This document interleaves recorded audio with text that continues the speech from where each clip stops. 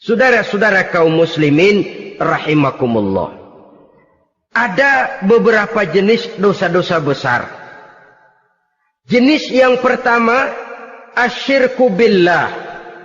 Syirik atau menyekutukan Allah. Dari sekian deretan dosa-dosa besar, syirik ini merupakan bapak moyangnya dosa. Dedengkotnya dosa, itu syirik, menyekutukan Allah. Bahkan dosa yang lain Allah masih mau mengampuni.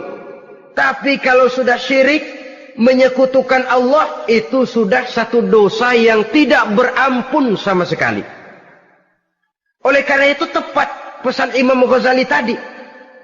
Jadi di safinah fa'inal bahra amik. Jaga iman, pelihara akidah, dandani kapal. Karena hidup ini gelombang lautan sangat dalam. Hidup banyak cobaan. Di dalam hidup di zaman sekarang ini, saudara bisa perhatikan. Di mana tensi ekonomi tinggi, lapangan kerja sulit, persaingan hidup makin tajam. Sifat egois dan individualis tumbuh di mana-mana. Rasa solidaritas sosial menurun, sifat gotong royong musnah. Orang mudah potong kompas, potong jalan. Ingin cepat kaya, ingin cepat naik pangkat, ingin dapat kedudukan. Kadang-kadang akidah pun terjual. Akidah pun musnah. Jatuh ke jurang syirik pun tidak jadi soal. Itu yang kita khawatirkan. Kalau dosa-dosa yang lain Allah masih mau mengampuni. Tapi kalau sudah jatuh kepada syirik, Allah sama sekali tidak akan memberikan ampun. Dalam kaitan dengan ini barangkali tepat sinyalemen Imam Ali itu. Andai kata kemiskinan merupakan satu kepribadian, saya akan membunuhnya lebih dahulu. Artinya memang kemiskinan ini sering mendorong orang kepada jurang kemusyrikan. Tidak tahan menghadapi godaan perut akibat tensi ekonomi yang tinggi, lapangan kerja yang sulit. Iman pun jadilah ditukar dengan 3 liter beras. Akidah pun jadilah dibarter dengan 3 bungkus supermi. Dengan pakaian bekas, dengan obat-obatan. Tidak jadi soal baginya mengejar kebahagiaan yang relatif singkat dengan mengorbankan kebahagiaan yang abadi. Persis ibarat pepatah, nyari jarum kampak hilang. Mencari sesuatu yang kecil, yang besar jadi sia-sia. Membela perut, mengorbankan akidah. Na'udzubillah summa na'udzubillah. Saudara-saudara kaum muslimin rahimakumullah. Ini fakta. Ini kenyataan. Dan hal semacam ini tidak bisa diatasi cuma dengan ceramah, simposium, diskusi, seminar.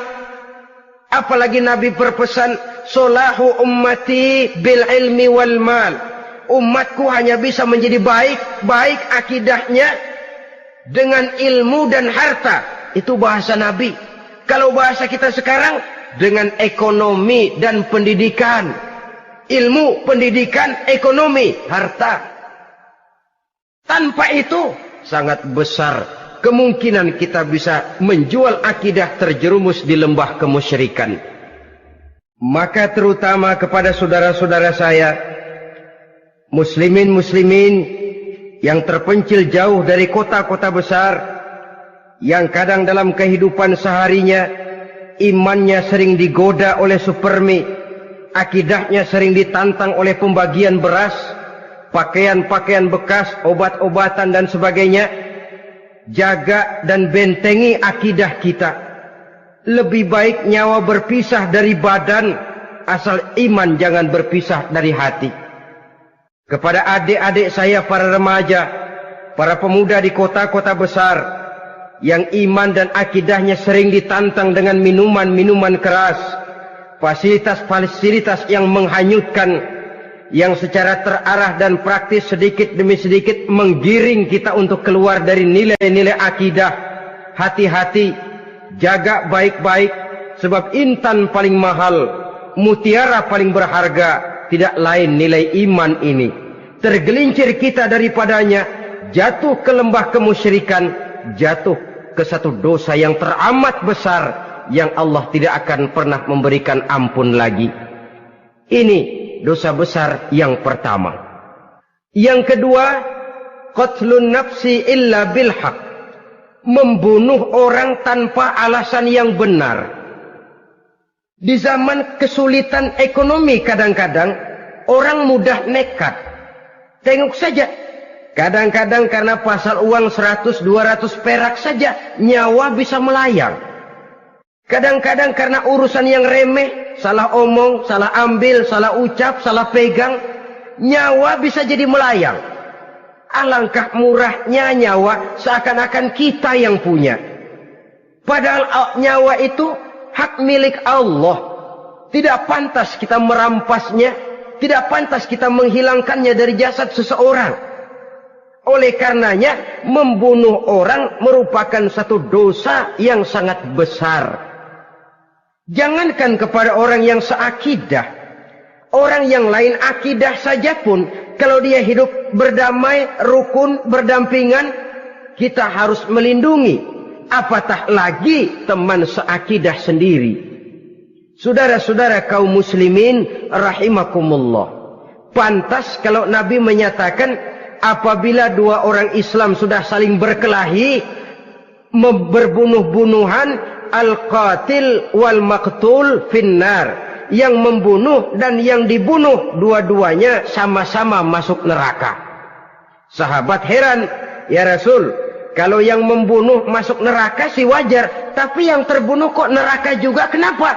Kata Rasul, sebenarnya dia juga cuma sudah niat untuk membunuh, cuma keduluan saja. Andai kata dia tidak terbunuh, tentu dia yang akan membunuh. Saudara-saudara kaum muslimin rahimakumullah. Islam sesuai dengan namanya adalah agama damai. Kita tidak boleh mencari-cari musuh. Walaupun tidak boleh lari kalau bertemu musuh. Oleh karenanya, pantang seorang muslim menimbulkan benih keonaran menjadi biang kerok buat lingkungannya. Sesuai dengan namanya, seorang muslim adalah seorang yang dalam hidup senantiasa berusaha menebarkan salam, menebarkan kedamaian, ketenangan dan ketentraman. Dengan prinsip musuh jangan dicari, bertemu pun jangan lari. Yang ketiga termasuk dalam kelompok dosa besar ini, syurbul khamr, meminum minuman keras. Termasuk di dalam kata khamr ini ganja, morfin, narkotik. Sebab apa? Jenis minuman semacam itu tidak hanya merusak keadaan sekarang, tapi sekaligus merusak kehidupan yang akan datang. Kalau itu jatuh di tangan generasi muda, artinya kan merusak kehidupan masa depan daripada suatu bangsa. Karena apa? Remaja dan pemuda merupakan bentuk miniatur daripada kehidupan bangsa. Akan bagaimana warna umat Islam di Indonesia, bahkan akan bagaimana warna Indonesia 30, 40, 50 tahun yang akan datang, remaja sekarang jawabannya. Kalau remaja kita sekarang ini kerjanya cuma bisa nyekek botol, insya Allah bangsa Indonesia 30-40 tahun yang akan datang akan tumbuh menjadi bangsa teler. Tidak banyak yang bisa kita harapkan. Remaja adalah gambaran masa depan dari satu bangsa, dari satu umat. Dan remaja itu di dalam dirinya secara fitrah terkumpul semua bakat, terdapat semua kemungkinan. Kita ini lahir membawa sifat pemimpin, tapi juga membawa sifat pengacau. Kita ini ada bakat jadi orang jujur, ada bakat jadi pengkhianat. Kita ini ada bakat menjadi orang baik-baik, kita juga punya bakat jadi biang kerok. Kita kemungkinan bisa jadi pemimpin bangsa, tapi juga bisa menjadi pemimpin bangsat. Nanti lingkungan dan pendidikan akan menumbuhkan, membentuk mana yang tumbuh lebih subur. Kalau lingkungan dan pendidikannya lebih banyak bercerita tentang kejujuran, maka nilai kejujuran yang akan tumbuh lebih banyak dalam jiwanya. Dan insya Allah diharapkan dia akan menjadi manusia yang jujur di kelak kemudian hari nanti. Dan masalah minuman keras ini sebenarnya berkait. Kita tidak bisa cuma menyalahkan remaja saja, menyalahkan pemuda saja. Karena bagaimanapun masalahnya kompleks. menghancurkan sesuatu tanpa melihat kausalnya, tanpa melihat sebab akibatnya, kan sama juga bohong. Kemungkinan karena broken home, kemungkinan karena pergaulan, kemungkinan karena kurang perhatian orang tua, kemungkinan karena akibat bacaan, tontonan, atau fasilitas berupa dibukanya pabrik-pabrik minuman keras, dijualnya minuman-minuman keras, di warung-warung yang remang-remang, yang memberikan kenikmatan, kebahagiaan, dan kebanggaan tersendiri, sehingga akhirnya orang terangsang untuk datang dan minum di sana. Pada dasarnya memang sepele, cuman minum, nggak ngerugiin orang lain kan? Iya, pada waktu minum. Tapi dikala sudah mabuk, out of control, apapun bisa kita lakukan. Yang kita ucapkan kita tidak sadari lagi, yang kita kerjakan tidak kita sadari lagi. Dikala itu segala macam kejahatan bukan sesuatu yang tidak mungkin untuk kita laksanakan. Nggak ngerugiin orang lain, memang pada saat mau minum. Tapi begitu minum, mabuk, kita bisa merugikan orang lain. Setidaknya merugikan diri sendiri. Pertumbuhan IQ menjadi lemah, semangat kehidupan hilang, gairah kerja menurun, kalau tidak ada sama sekali. Lalu apa yang bisa kita lakukan di dalam kehidupan? Dan akan lebih celaka kalau ini menimpa kehidupan generasi muda kita. Kadang-kadang yang ironi ya, kalau yang orang tuanya mampu barangkali masih tertolong, tapi yang orang tuanya kondisi ekonomi lemah masih kepengen teler juga. Orang tuanya nggak mampu masih pengen mabuk. Dari ganja, morfin nggak dapat, akhirnya kaleng cat diisepin. Yang penting kan bisa teler, mendatangkan satu kebahagiaan tersendiri. Itu sebabnya memang satu kejahatan menurut teori polisi ya, hanya bisa terjadi karena faktor N dan K, niat dan kesempatan. Niat ada, kesempatan ada, jadi orang jahat. Kurang salah satunya, biasanya kejahatan terbendung. Niat ada, kesempatan tidak ada, sulit berbuat jahat. Kesempatan ada, niat tidak ada, tidak mungkin orang jahat. Tapi yang paling dominan sebenarnya niat. Kalau niat sudah kuat, kesempatan bisa dicari. Kesempatan bisa diciptakan. Biar Hansip nongkrong, ditungguin lengahnya. Iya biarin. Jam 11 sampai jam 2. Matanya melotot. Jam 3 dia mulai ngulet, ngempet. Nah, di saat itu saya masuk ke rumahnya. Kalau niat kuat, kesempatan bisa diciptakan. Dan kalau sudah niat, ini masalah hati. Kalau sudah masalah hati, menyangkut soal moral. Moral artinya sudah masuk kepada kehidupan agama. Saudara-saudara kaum muslimin rahimakumullah. Yang keempat yang termasuk jenis dosa besar, az-zina, perbuatan zina. Di zaman pergaulan bebas dengan prinsip free love, free sex ini, tengok sudah berapa banyak gadis-gadis bergelimpangan jadi korban. Berapa banyak bayi-bayi yang lahir ke dunia tanpa tahu kemana dia mesti memanggil bapak. Apakah deretan jumlah korban ini masih harus bertambah lagi? Paling tidak, biarlah yang sudah jadi korban, tapi jangan bertambah lagi hendaknya. Masing-masing kita berupaya menahan diri. Termasuk dalam kategori zina ini, yang merupakan cabang-cabangnya, liwat, homoseks, lesbian, masturbasi. Bahkan masturbasi itu termasuk jenis zina tangan. Dan itu juga merupakan satu dosa. Di samping dosa juga merusak diri. Karena bagaimanapun juga dia akan mengurangi kemampuan daya pikir seseorang. Maka agama memberikan jalan keluar. Pesan Nabi, ya ma'syara syabab, man istata'a minkumul ba'at falyatazawwaj.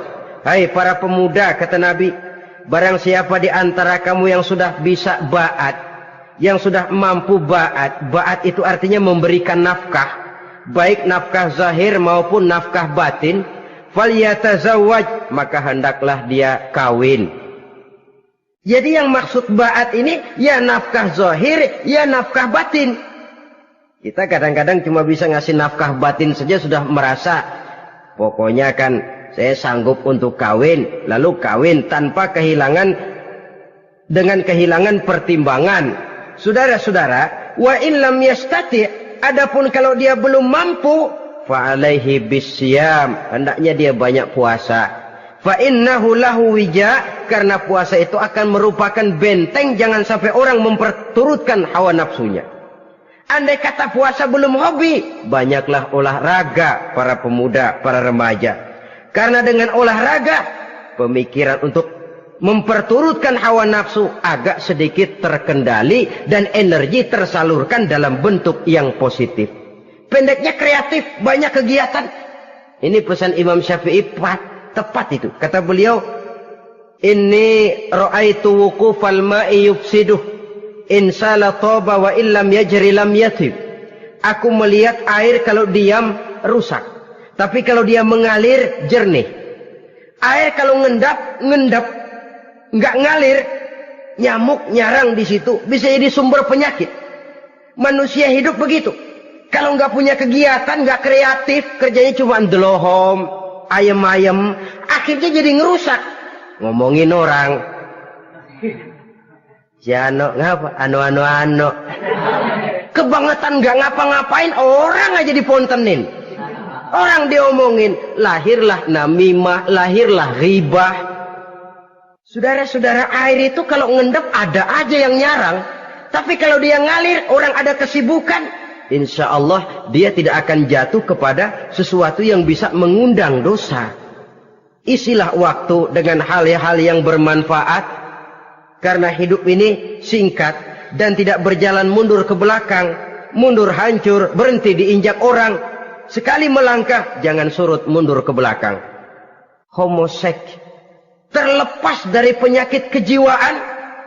Sekarang ini kan sudah ada persatuan kaum gay katanya, meminta perlakuan yang sama dan agar dibolehkan kawin sesama mereka. Secara manusiawi boleh, secara manusiawi kita hargai mereka, tapi dari kacamata agama ini jelas merupakan penyimpangan, dan penyimpangan merupakan suatu dosa terlepas dari pertimbangan manusiawi. Jangan karena terlalu memperturutkan suara manusiawi lalu kita mengesampingkan agama. Termasuk lesbian, wadon karo wadon. Kalau homo itu kan lanang karo lanang katanya. Saudara-saudara kaum muslimin rahimakumullah, ini bukan penyakit baru. Liwat, homoseks sudah dikenal dari zamannya Nabi Lut, laki dengan laki. Lesbian dari zaman istrinya Nabi Lut. Terlepas dari penyakit kejiwaan, dari segi agama ini merupakan penyimpangan dan merupakan dosa yang besar. Yang kelima, yang termasuk jajaran dosa kelas kakap, qazful mu'minina wal mu'minat, menuduh orang mukmin yang baik-baik, laki atau perempuan, melakukan perbuatan zina sehingga hancur namanya di masyarakat. Ini merupakan satu perbuatan dosa yang sangat besar dan sangat dimurkai oleh Allah. Saudara-saudara kaum muslimin rahimakumullah. Oleh sebab itu tentang masalah ini, kalau memang tidak ada saksi, jangan sembarang kita enteng lidah menuduh orang lain berbuat zina, menuduh orang lain berbuat serong. Dosanya kelewat besar di dalam kehidupan. Karena apa? Mencari harga diri itu berat, memelihara kehormatan diri jauh lebih berat. Satu kali orang dihancurkan namanya di masyarakat, dia akan terisolir jadinya. Oleh karenanya berlindung kita kepada Allah, jangan sampailah dihinggapi oleh sifat ini. Karena sentimen kita kepada seseorang, karena hasad kita kepada seseorang, tidak senang melihat orang lain lebih maju, lalu lidah ini seenaknya saja mengucapkan kata, padahal sanksi dan resikonya sangat besar. Yang kita tuduh barangkali mendapat pahala dari Allah, kita sendiri yang menuduh tanpa saksi, tanpa alasan yang benar, mendapat dosa yang sangat besar. Saudara-saudara, memang kadang-kadang aneh dalam hidup ini. Seorang pelacur biasanya bisa menjaga mulutnya di masyarakat, kata-katanya baik, sopan. Kenapa? Karena mulut yang satu sudah tidak terjaga.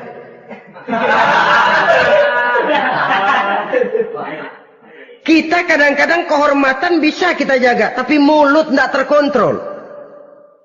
Ngomong saenake dewe, bikin orang mangkel, kesal, fitnah sana, fitnah sini, menghancurkan nama baik orang, ngomongin yang macam-macam. Bagai-bagai macamlah caranya. Saudara-saudara kaum muslimin yang berbahagia.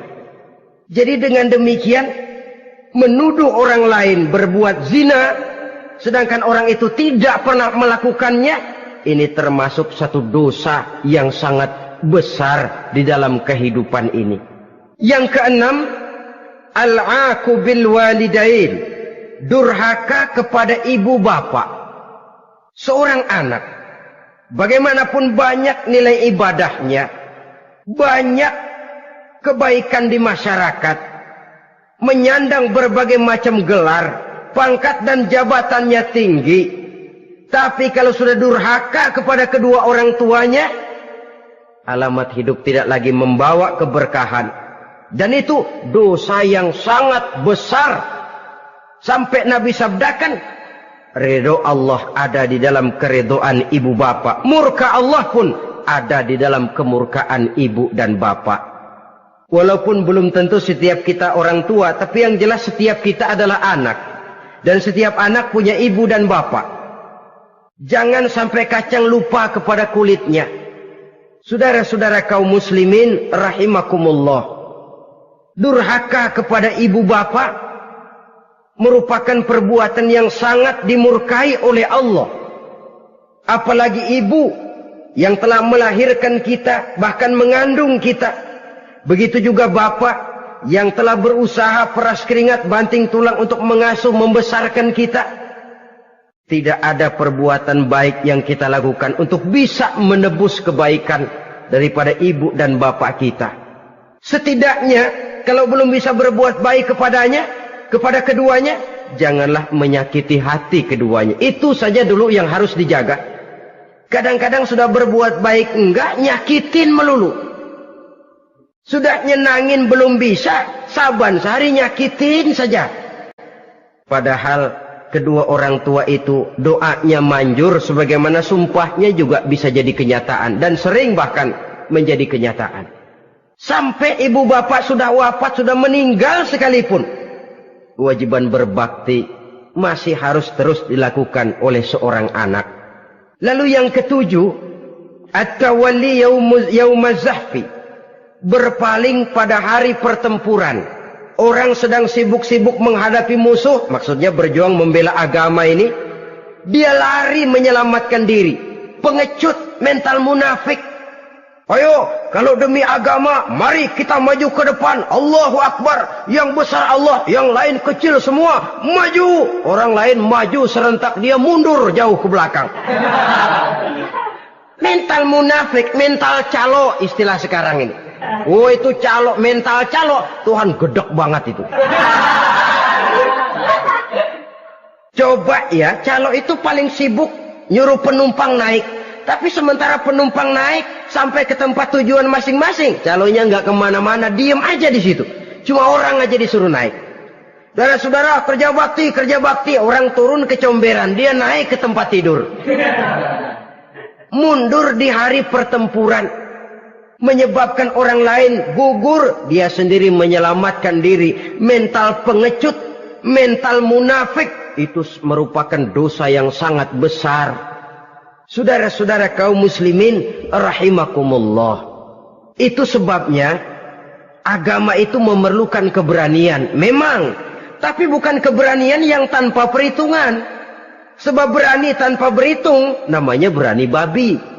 Kita berani kalau benar, kita harus takut kalau salah. Jangan dibalik.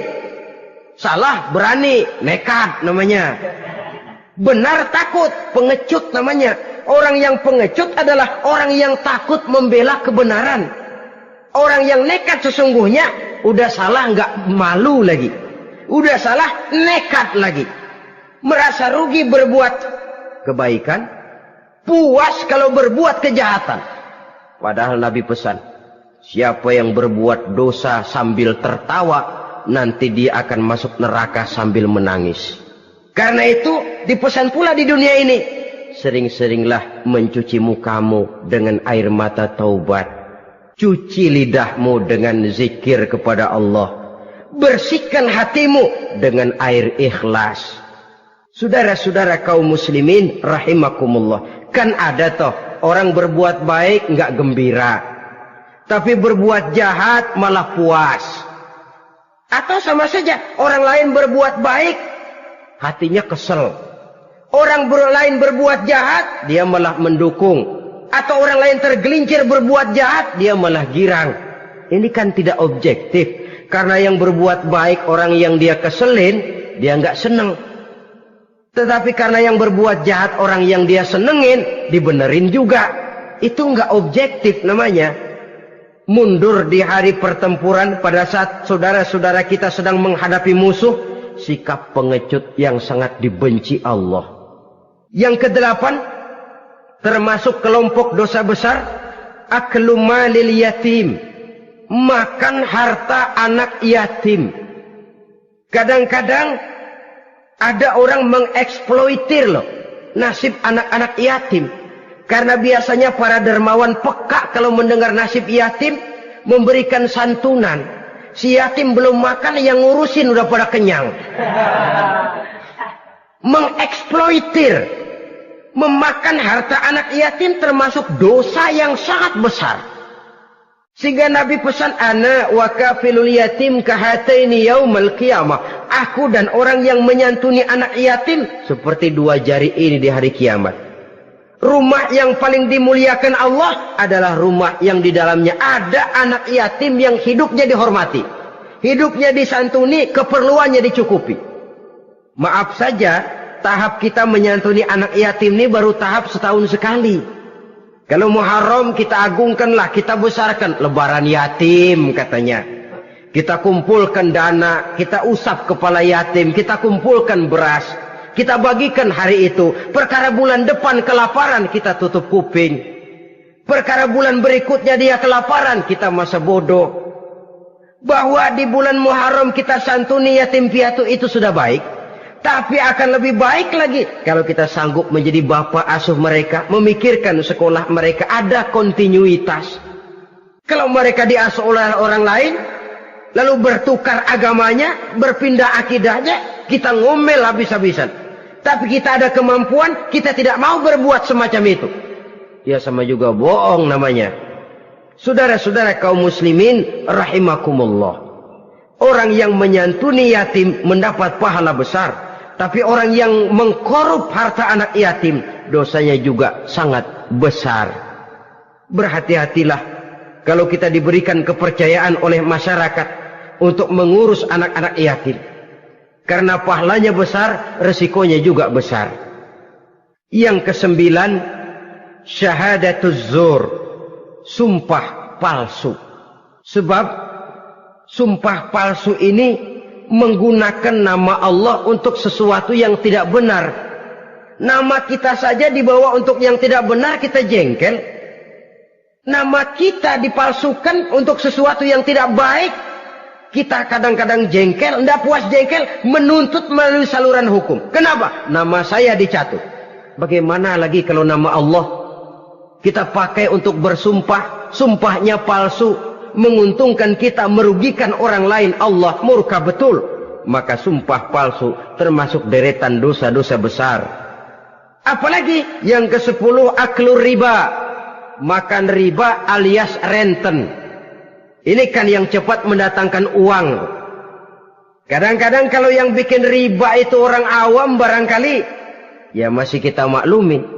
Kadang-kadang penyakit ini datang menimpa mereka juga yang kita kenal kebaikannya. Bahkan suka datang ke musola, rajin ke masjid kadang-kadang. Riba masih dimakannya. Karena ini cara cari duit paling enak. Duit utuh, tambahnya terus masuk. Na'udzubillah, summa na'udzubillah. Itu yang diibaratkan dalam perjalanan Mi'raj. Waktu Nabi diperlihatkan neraka. Orang perutnya sebesar rumah, dililit ular. Diseret-seret itu hancur perutnya. Dibulatkan lagi, diseret lagi, hancur lagi. Dibulatkan lagi, terus menerus begitu. Dia berteriak, mengerang, mengeluh, mengaduh kesakitan. Nabi tanya, itu apa Jibril? Itu contoh dari umatmu yang suka makan riba Muhammad. Makan renten. Saudara-saudara, ini kan mencekik leher orang. Orang sedang kesulitan. Kelihatannya sih baik, menolong. Tapi di belakang menolong itu nyekek. Di belakang nolong itu nyekek. Dan nyekek itu sebenarnya tujuan utamanya. Orang yang menjalankan riba pada dasarnya tidak punya peri kemanusiaan kok. Kalau dia kelihatannya mau menolong, kelihatannya motifnya mencari untung di belakang itu. Jauh dari kemanusiaan. Yang ke-11, saudara-saudara, termasuk jajaran dosa besar itu, qat'ur rahim, memutuskan silaturahmi, marah, hobi sama marah. Kalau 3 hari nggak marahan sama orang, ngebet palanya. Selalu nyari gara-gara. Kalau udah marah berlaku perpanjangan waktu. Tahun, 2 tahun, kadang-kadang seumur hidup. Saudara hadirin yang saya muliakan. Apalagi mengurangi timbangan termasuk kelas dosa besar. Makan suap termasuk dosa besar. Semir menyemir dosa besar. Apalagi bunuh diri. Nah ini, bunuh diri dosa besar.